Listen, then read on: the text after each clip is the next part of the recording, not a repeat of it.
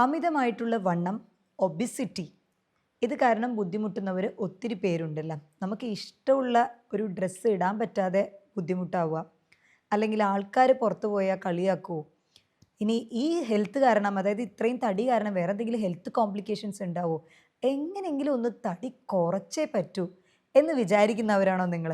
അങ്ങനെയാണെങ്കിൽ ഈ വീഡിയോ നിങ്ങൾക്കുള്ളതാണ്. എൻ്റെ വെയ്റ്റ് ലോസ് ജേർണീനെ കുറിച്ചാണ് ഞാൻ ഷെയർ ചെയ്യാൻ പോകുന്നത്.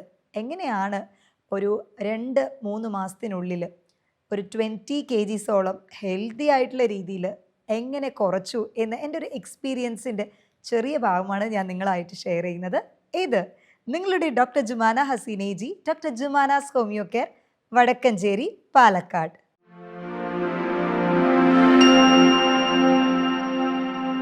ഒരുപാട് പേര് എൻ്റെ അടുത്ത് ചോദിച്ചിരുന്ന ഒരു കാര്യമാണ്, ഈ 20 കിലോ 2-3 മാസത്തിനുള്ളിൽ കുറയ്ക്കുക എന്നുള്ളത് അത്ര എളുപ്പമായിരുന്നോ? അപ്പോൾ എങ്ങനെയാണ് നിങ്ങളതൊരു കൺസിസ്റ്റൻ്റ് ആയിട്ട് മെയിൻറ്റെയിൻ ചെയ്തത്, എങ്ങനെ അത് സാധിച്ചു എന്ന് പറഞ്ഞിട്ട്. ആക്ച്വലി നമുക്ക് സെൽഫ് മോട്ടിവേഷനാണ് ഏറ്റവും കൂടുതൽ ഇമ്പോർട്ടൻ്റ് ആയിട്ട് വേണ്ടത്. അപ്പോൾ വെയ്റ്റ് ലോസ് ജേർണി തുടങ്ങുന്നതിന് മുന്നേ തന്നെ എനിക്ക് ഒരു ഡിറ്റർമിനേഷൻ ഉണ്ടായിരുന്നു. കാരണം മുന്നേ ഉപയോഗിച്ച പല ഡ്രസ്സുകളും ഉപയോഗിക്കാൻ പറ്റാത്തൊരവസ്ഥ. നമുക്ക് തന്നെ ഒരു കണ്ണാടിയിൽ നമുക്ക് കാണുമ്പോൾ സെൽഫ് കോൺഫിഡൻസ് കുറയുക, ഏജ്ഡ് ആയിട്ടുള്ള ലുക്ക്, ഒന്ന് തടി കുറഞ്ഞിരുന്നെങ്കിൽ എന്ന് ആഗ്രഹിച്ചിരുന്നു. ബട്ട് ആഫ്റ്റർ ഡെലിവറി ആയതുകൊണ്ട് തന്നെ ഫീഡിങ് കംപ്ലീറ്റ് നിർത്താതെ എനിക്ക് ആ ഒരു ജേർണിയിൽ പോകാൻ തോന്നി. കാരണം അത് ബേബിയുടെ ഹെൽത്തിനെയും കൂടെ അഫക്റ്റ് ചെയ്യുന്ന ഒന്നാണ്.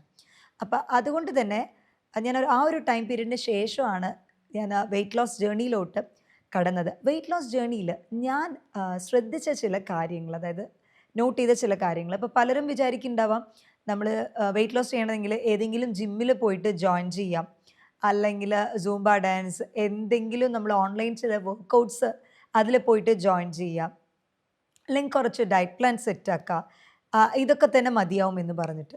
എന്നാൽ അങ്ങനെയല്ല.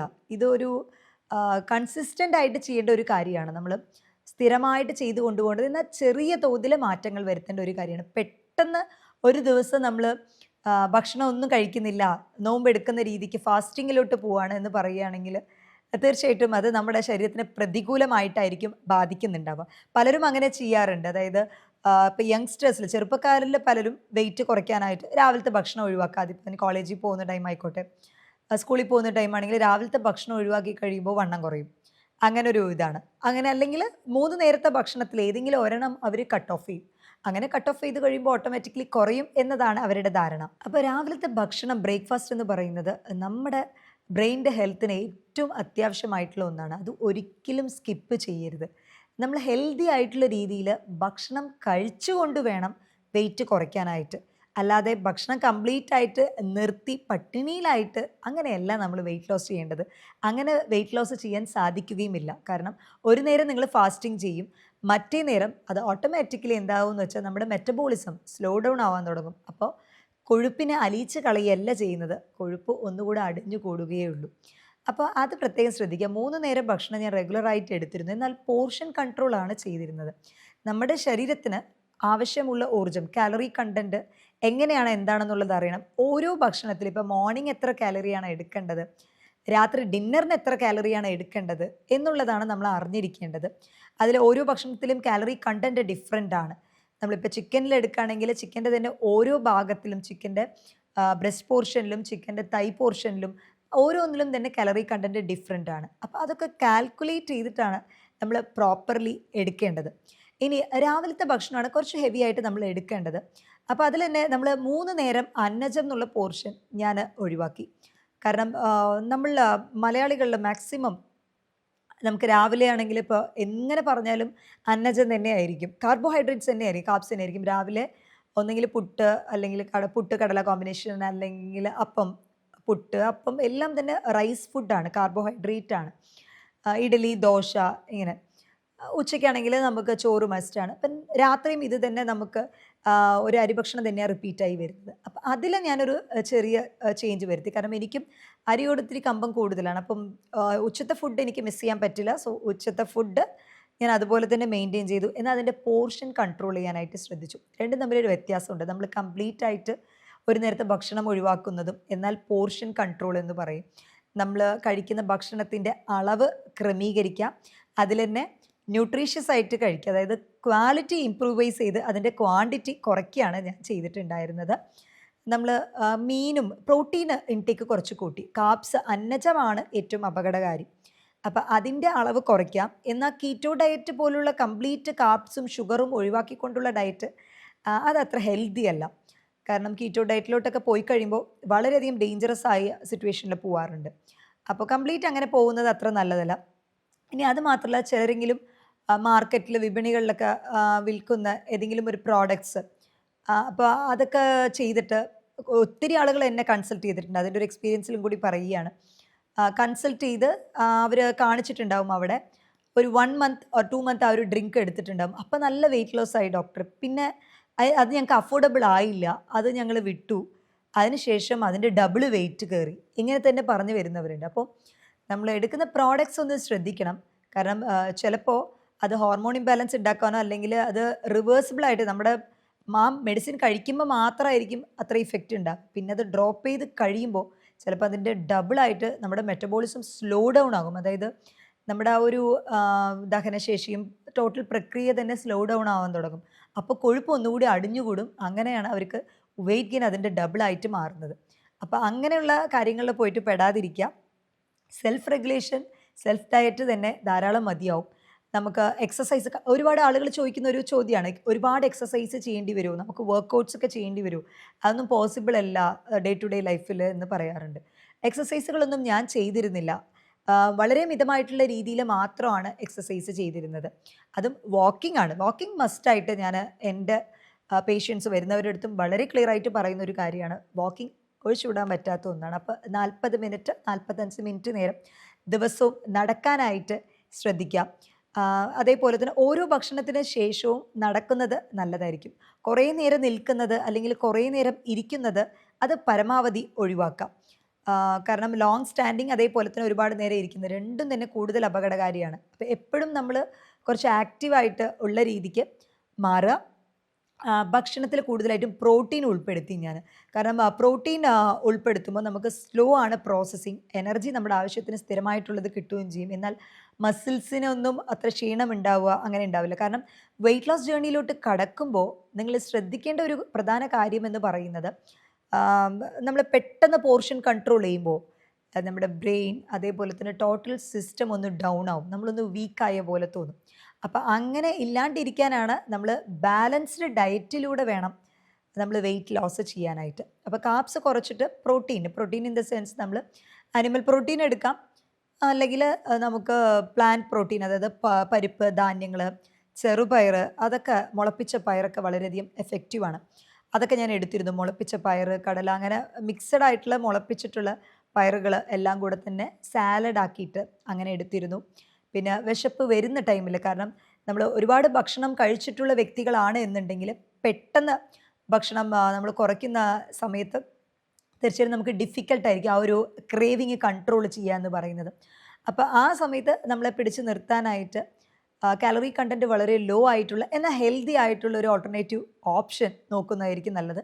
അപ്പോൾ അങ്ങനെയുള്ളതിൽ നമ്മൾ ഈ കക്കരിക്ക അല്ലെങ്കിൽ വെള്ളിരിക്ക എന്ന് പറയുന്ന കുക്കുംബർ, അത് ഓൾമോസ്റ്റ് 0 കലോറി വാല്യൂ ആണ്.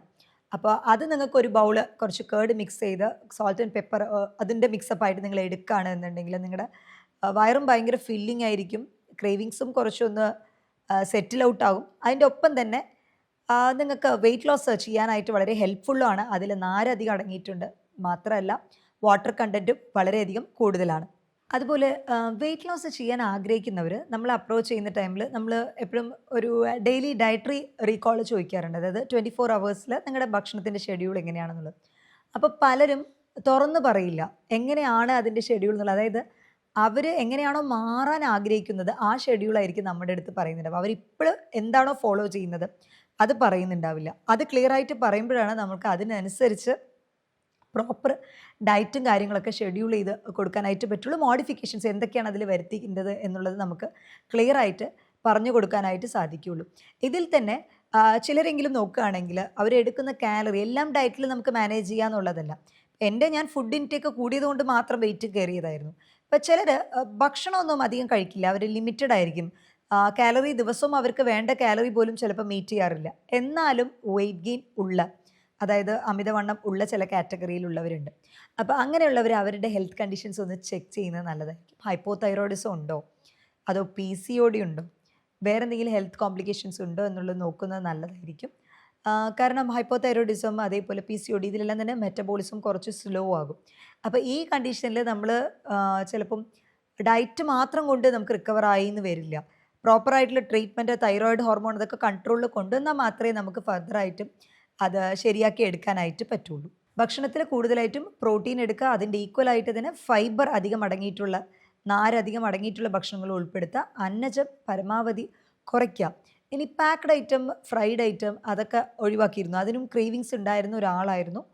പക്ഷെ once in a while complete നിർത്തി എന്ന് പറയാൻ പറ്റില്ല. തുടക്കത്തിൽ ഭയങ്കര ബുദ്ധിമുട്ടായിരുന്നു. അപ്പോൾ ആഴ്ചയിൽ ഒരിക്കൽ അങ്ങനെയൊക്കെ ആക്കിയിട്ട് ക്രേവിങ്സ് കുറച്ചിട്ടുണ്ടായിരുന്നു ഞാൻ. പിന്നെ ക്രേവിങ് വരുന്ന ടൈമിൽ ഇപ്പം സ്വീറ്റിനോട് ക്രേവിങ് ഒക്കെ വരുന്ന ടൈമിൽ ഞാൻ സ്വീറ്റ് പൊട്ടാറ്റോ, നമ്മുടെ മധുരക്കിഴങ്ങ് ഒരു ഓൾട്ടർനേറ്റീവായിട്ട് അത് വേവിച്ചിട്ട് എടുക്കുമായിരുന്നു.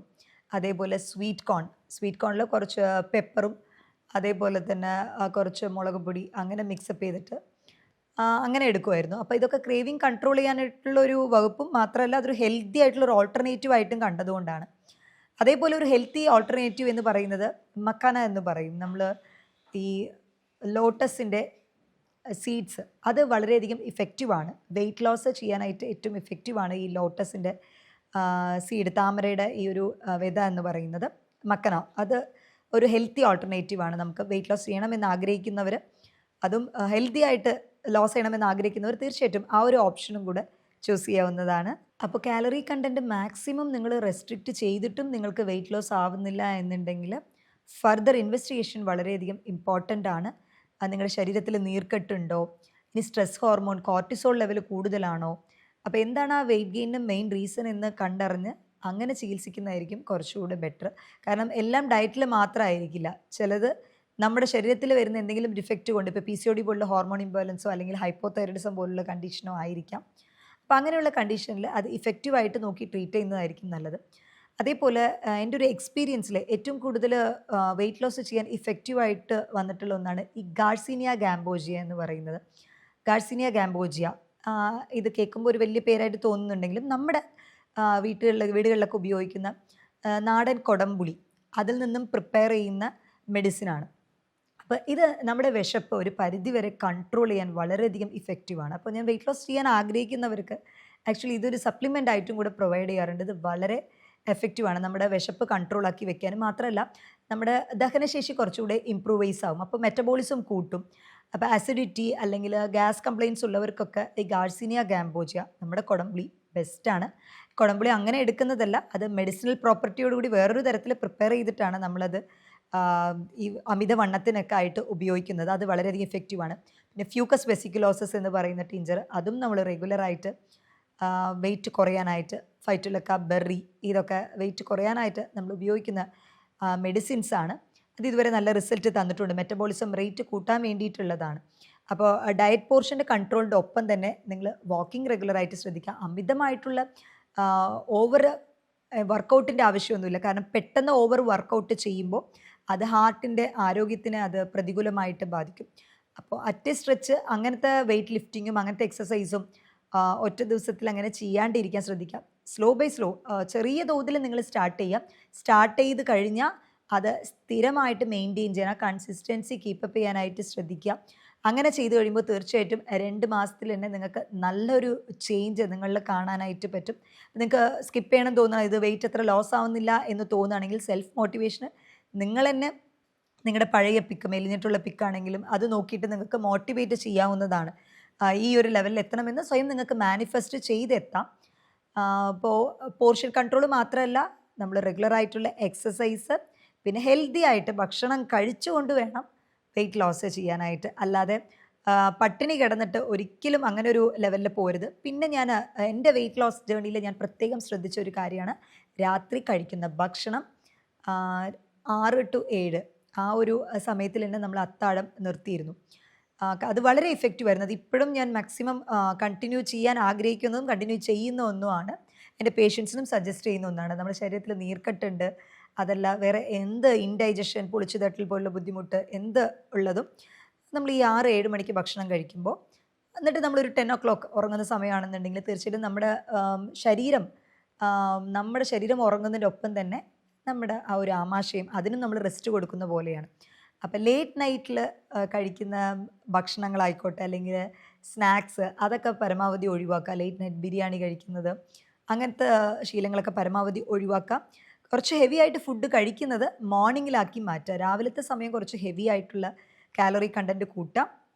വൈകിട്ടത്തേക്ക് വളരെ ലഘുവായിട്ടുള്ളത് അതും 6-7 മണി ആ ഒരു ടൈമിൽ അങ്ങനെ ആവുന്ന സമയത്ത് നമ്മൾ നെക്സ്റ്റ് ഡേ അടുത്ത ദിവസം നമ്മൾ 7-8 മണിക്കായിരിക്കും നമ്മൾക്ക് ഭക്ഷണം അല്ലെങ്കിൽ വെള്ളം എടുക്കുന്നുണ്ടാവുക. അപ്പോൾ നമുക്കൊരു 12 അവർ 12 മണിക്കൂർ ഫാസ്റ്റിംഗ് കിട്ടും. അപ്പോൾ ഇത് നമ്മുടെ ശരീരത്തിൻ്റെ ഹോർമോണിൻ്റെ ആ ഒരു ബാലൻസ് സന്തുലിതാവസ്ഥ അത് നല്ല രീതിക്ക് കൊണ്ടുപോകാനും അതേപോലെ തന്നെ നമ്മുടെ ഹോർമോൺസ് എല്ലാം തന്നെ ബാലൻസിൽ കൊണ്ട് നിർത്താനും അമിതമായിട്ട് അടിഞ്ഞുകൂടിയിട്ടുള്ള കൊഴുപ്പ് അത് അലിയിച്ച് കളയാനും വളരെയധികം സഹായകരമാവുന്ന ഒന്നാണ് ഈ ഒരു നേരത്തെ കഴിക്കുന്ന ഡിന്നർ ഇൻ്റർമീഡിയറ്റ് ഫാസ്റ്റിംഗ് എന്ന് പറയുന്നത്. അപ്പോൾ നിങ്ങൾക്കും എന്നെപ്പോലെ ഹെൽത്തി ആയിട്ട് ഭക്ഷണം കഴിച്ചുകൊണ്ട് നല്ല ക്വാളിറ്റിയുള്ള ഭക്ഷണം കഴിച്ചുകൊണ്ട് വെയിറ്റ് കുറയ്ക്കാൻ ആഗ്രഹം ഉണ്ട് എന്നുണ്ടെങ്കിൽ വെയിറ്റ് ലോസ് എന്ന് കമൻറ്റ് ചെയ്യൂ. മറ്റൊരു ഹെൽത്ത് ടോപ്പിക്കുമായിട്ട് വീണ്ടും കാണാം. ഇത് നിങ്ങളുടെ doctor Jubana Haseenaji, doctor Jubana's homeo care, Vadakkanchery, Palakkad.